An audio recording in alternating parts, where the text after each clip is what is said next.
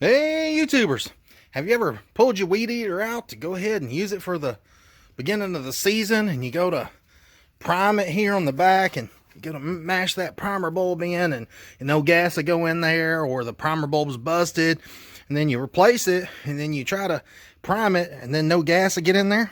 Well, that usually tells you that you got a clog in your carburetor.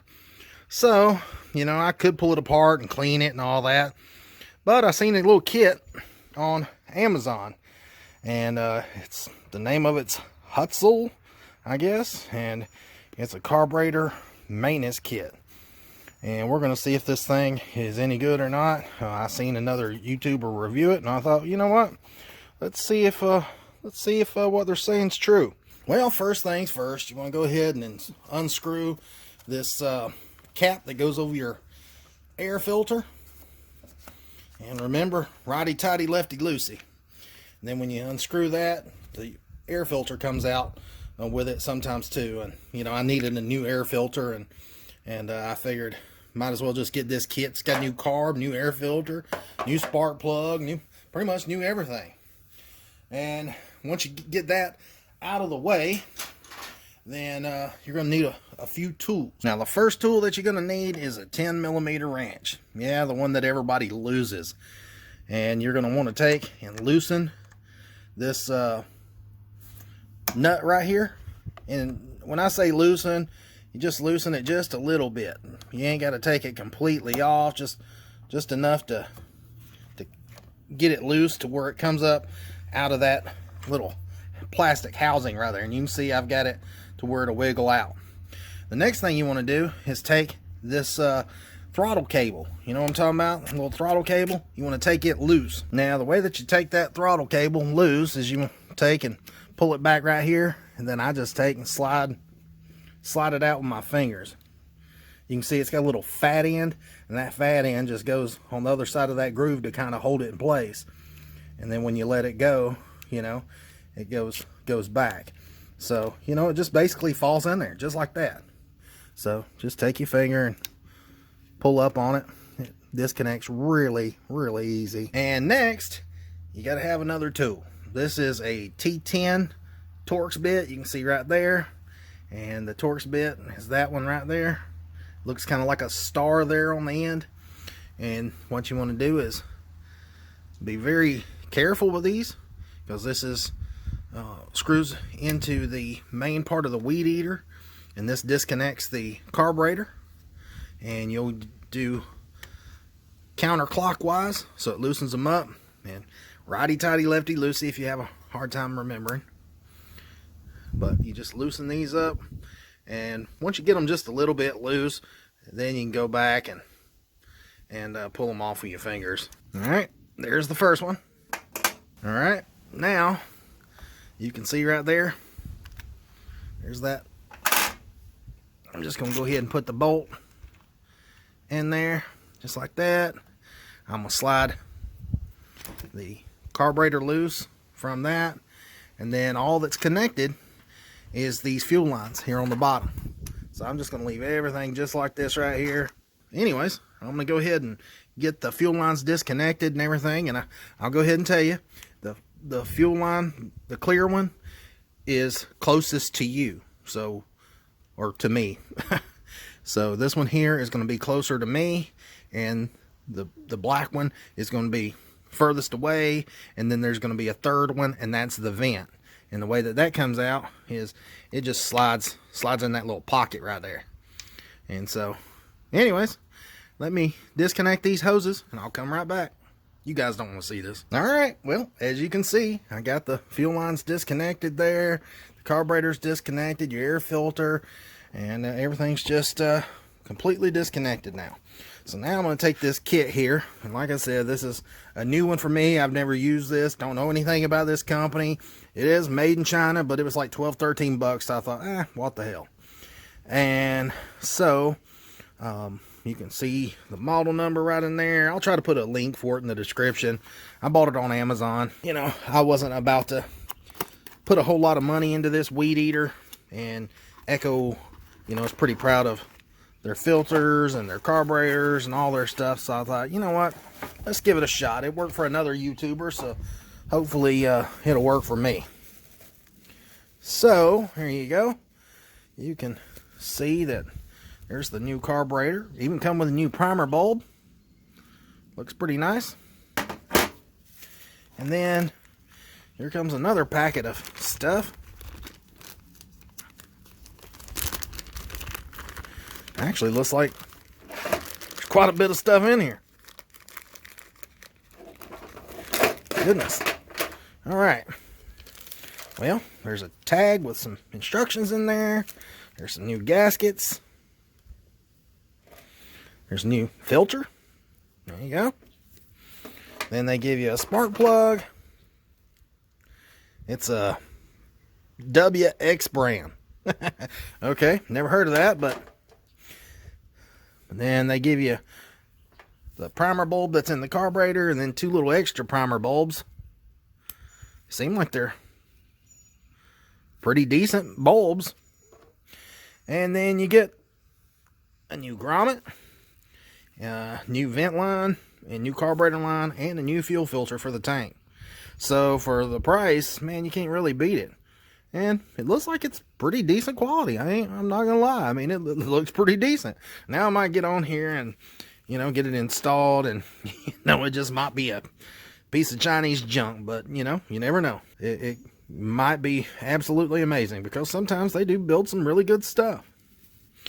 So stay tuned, we're gonna see. Now, first things first, I've got a little gunk around the tank there, and I'm not gonna go ahead and try to pry that grommet out of there if it's a little dirty.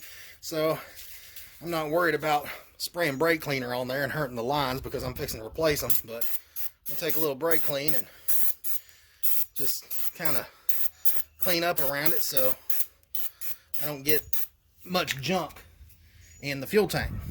Take your screwdriver, be real careful, and just pry it up just like that. And just kind of stay away from the inside edge, so that way you don't chip or break that plastic tank. You don't want to have to replace a tank on one of these. The only thing that's left is there is a fuel filter in there, and the way that you have to get it out is just cut the line.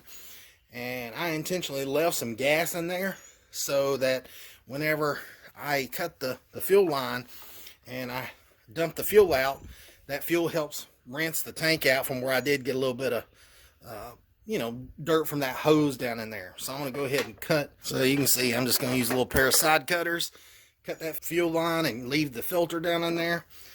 And then I'm going to take and wipe some of the dust and grime off around that tank.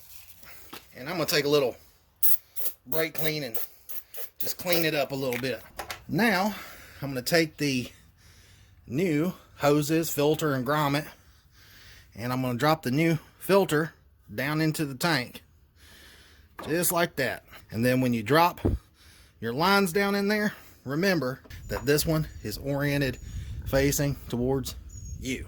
Now what you want to do next is carefully, just take, there's a little slot in that grommet right there. Just take your screwdriver in there and kind of get it started, work it around. Now I'm going to go ahead and tell you, this ain't always easy. Sometimes it's a pain in the rear. If you're careful with it, you'll get it. And if not, you'll probably break the tank and you'll be cussing. So be careful. Alright, well, I took the tip of my screwdriver and gently pried in on the grommet. And then once I pried in, I pulled down and pushed it down with my other fingers. And was able to just get it all tucked in to that tank all the way around it. And so just be careful and take your time. You ain't in no hurry. And, you know, it'll turn out great. Next, you want to take your little vent right here. And like I said, there's a little recessed area back in there where it just clips into place. And like I told you, you've got your clear line and your black line. And, you know, the clear one goes towards you. So it's oriented in the right place. Now for your next step, you want to take this carburetor gasket and just carefully just try to peel it off. Well, that one broke, so it is what it is. So it's not going to cooperate. So I'm just going to take my finger and scrape it off. And, you know, don't use nothing metal on this. Trust me, that's plastic right in there. Use metal, or use a screwdriver or something like that to scrape on it to get that old gasket off, and you're gonna make a hell of a mess. So just to be safe, so I didn't get nothing down in there, I went ahead and shook it off on its side, and then I'm gonna take a little bit of carburetor cleaner and brake cleaner, clean this off, make sure there ain't nothing on it, so the new gasket will have a nice clean mating surface. All right, you can see I'm wiping it down, and I'm using a paper towel, that way I don't get any fibers from the rag or nothing on there. So next, you want to put your gasket up there. So the gasket that you're going to use is this one here. They did provide you 2 gaskets, but you're going to want to use the one with the smaller hole. You can see this one here has got a much larger hole. You want the one with the smaller hole, and it's going to go on there like that. So you don't want to put it on there yet. Just set the gasket aside. Now you want to take your old carburetor and just pull it apart just like this. And you can see that's the way that the old one looks. And then the new one is right here. Same size, everything it looks like. Very, very similar. Then you can see the top right there. Very similar. And, you know, you can see the back. It's actually the stock one. The hole right there looks a little bit smaller on the stock one than on the little Chinese one. So, who knows? This thing might run better, actually. So now what you want to do is, you know that gasket's got to go on there. So you go ahead and just put it on the back side of that carburetor like that. And just kind of hold it with your finger. And then, you know, the other gasket's going to go here on the front. So just kind of hold it there in place. And then you're going to take your 2 bolts and all the housing and stuff and just slide it right through, just like this. And then you're going to slide the gasket on there in the back. And so now you can put it all there, attach it in one piece. So very, very simple.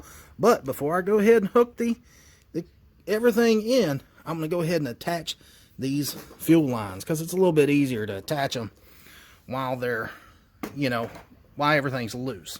Let me adjust the camera and I'll come back. So like I said before, this is going to be the clear line here, closest to you. So you're going to attach it. You just slide the hose on up on those little barbs. And then the black hose goes there on that back connector. It just slides up on those barbs, the same as the front. I'm going to have to turn the camera off because it's kind of in my way, but I'll come right back.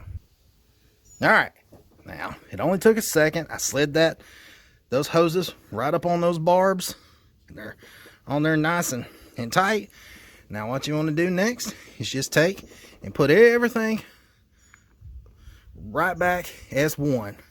And this right here is the most critical step. And I tell you why. Because you do not want to over tighten these Torx bolts. If you do, you're going to strip it out.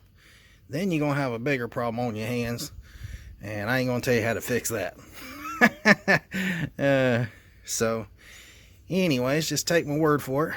And be very gentle with this process. You'll know when it starts snugging up, just give it a little bit more. Now, when that don't mean once it's snug up, crank that son of a gun down to 1,000 foot-pounds. Just give it just a little bit. That's tight. That's tight. All right. Now that's all on there nice and tight, it's no wobble, then now you want to take and connect your throttle cable. Slide it in that groove right there and then let go. And then once you let go, it pretty much holds itself in place. Then you want to take your 10mm wrench. Just tighten it up. No big deal. And you can see right there, throttle cable works. But then I'm going to take this filter now, and I'll go ahead and tell you, it's a pretty decent filter. It looks a little different than the stock one, but for the most part, it feels like it's of pretty good quality. So I can't complain on that. I mean, look at this one. I mean, gosh, that's the original. And once you get it put on there like that, you just tighten her up.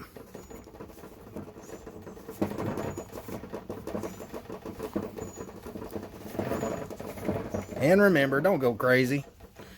It don't need to be super tight. So now, what I'm going to do is take and I'm going to test this primer bulb. But first, I about made it messed up. But first, I need to drain this old gasoline out of there and get rid of that fuel filter. That's a good idea.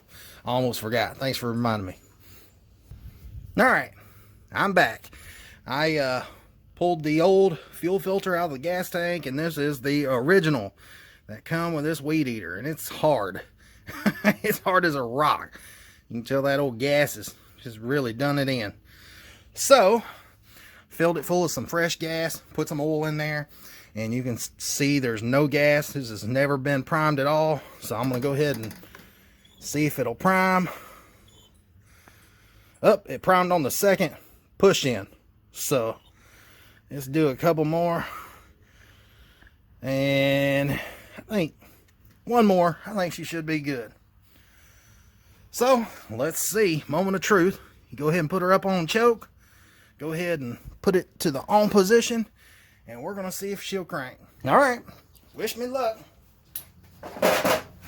Now, I'll go ahead and tell you, I never put the spark plug in. And I'm going to put the primer bulbs aside. But, you know, I'll use the spark plug if I need it for an extra. But they're just a cheapie. So, the one that's in it I know is good. So, or at least it was last year. I don't know about this year. But it did run good last year. So, we're going to test it out and see if it'll crank. And who knows, at a later date I might put that spark plug in there. Or just keep it as a, in my toolbox. In case I need it later. So, here we go.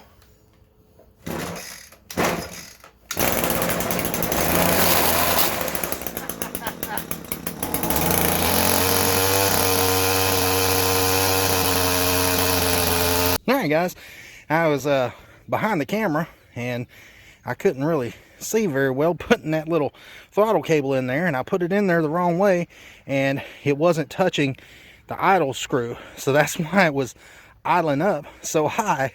So I took the throttle cable off and I turned this and put it back on there the right way, and it cranked right on the first go, and it idled correctly on the first go, and it doesn't look like I'm gonna have to even tune it or anything, adjust the carburetor, none of that. So just be careful, take your time. I'm sitting here telling you to take your time because I hurried and was trying to show you guys, and I put it on there the wrong way.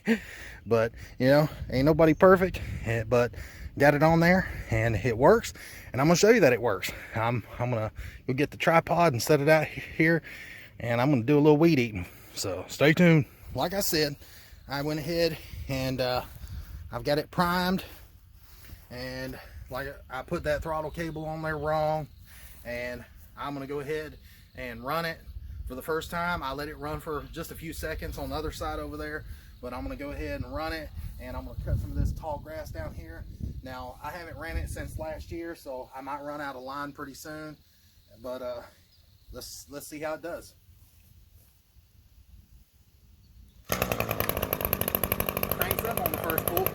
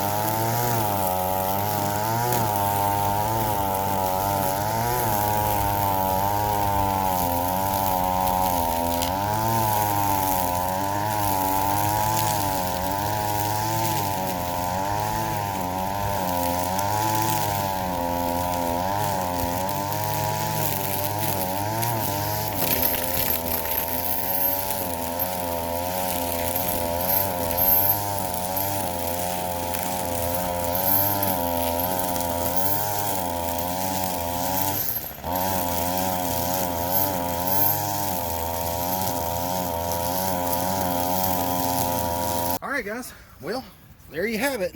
I can weed eat with it. Seems like it's pretty close as far as the tuning right out of the box. Now, I will say that I'm probably going to adjust it just a little bit to give it a little bit more on the high end. And, you know, but other than that, it seemed like it was stock. So, I think I might go ahead and replace that spark plug as well, since this carburetor kit was so nice for what I paid for it. I'm pretty impressed with it. So, as far as the rubber gasket that goes down into the tank, it doesn't leak fuel or none of that. The fuel lines seem to be of, you know, pretty decent quality, and the carburetor seems to work good, you know, as long as you hook that throttle cable up right. But anyways, I appreciate you guys watching, and you know, please like and subscribe to my channel, and make sure you hit that notification bell. This is not no paid review. I'm not no Amazon affiliate. Again, this is on the old Echo SRM 225, and you know, I'm sure it'll work on the SRM 230s, and just check the package and the application, and who knows, it'll probably work on quite a few Echo products. So anyways, thanks for watching, guys.